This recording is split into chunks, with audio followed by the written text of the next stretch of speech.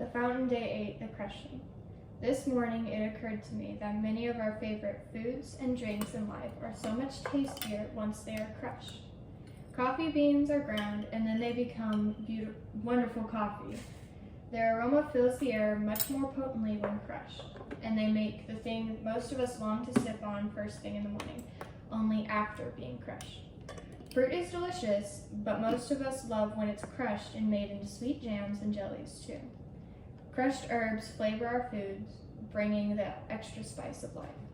Yes, crushing indeed enhances the flavor of many things. The same applies to us. For those of us who are willing to endure the crushing, there is a great reward. I have realized more over the last 5 years of my life than ever that crushing is a largely voluntary process. We have chosen to walk the steady walk of obedience to the Lord in the midst of crushing. But I realize that at any moment we could have stopped and decided to take some matters into our own hands. It was a great measure of self-control that has led us to restrain and refrain from certain things. God has called me to not work. I have known this for quite some time. Years ago, He spoke to me that if I would step out of work to tend to my family, then He would bless our business. I can hear some of you thinking, well, you don't have a business anymore, so I guess you missed that word. I understand you feeling this way, but you couldn't be more wrong. I knew that stepping away and choosing obedience would bring crushing before it brought the richness of abundance. But even as I type that, I know I'm wrong. What actually happened is obedience brought immediate fruit to things in our household.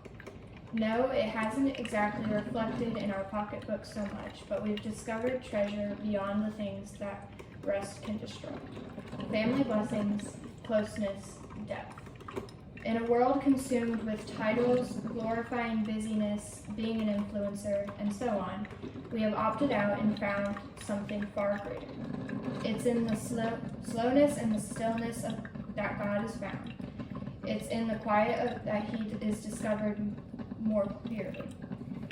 It's in serving Him, not my schedule, that a healthy rhythm of daily life is discovered. Yes, I've tasted and seen what this world brings, and it pales in comparison to the fruit of the Spirit. Crushed, yes, I have been, but I wouldn't change it because I am emerging from this season as a sweet and tender spirit that knows Him even better than before.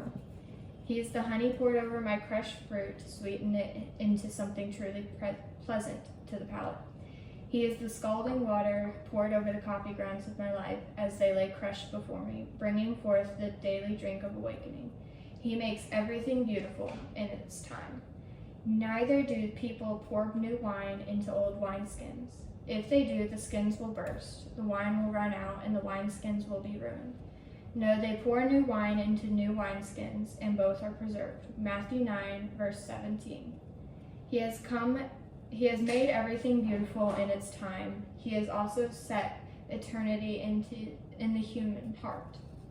Yet no one can fathom what God has done from beginning to end. Ecclesiastes 3, verse 11. Give us gladness in proportion to our former misery. Replace the evil years with good. Let us, your servants, see you work again. Let our children see your glory, and may the Lord our God show us His approval and make our efforts successful. Yes, make our efforts successful. Psalm 90, verses 15 through 17.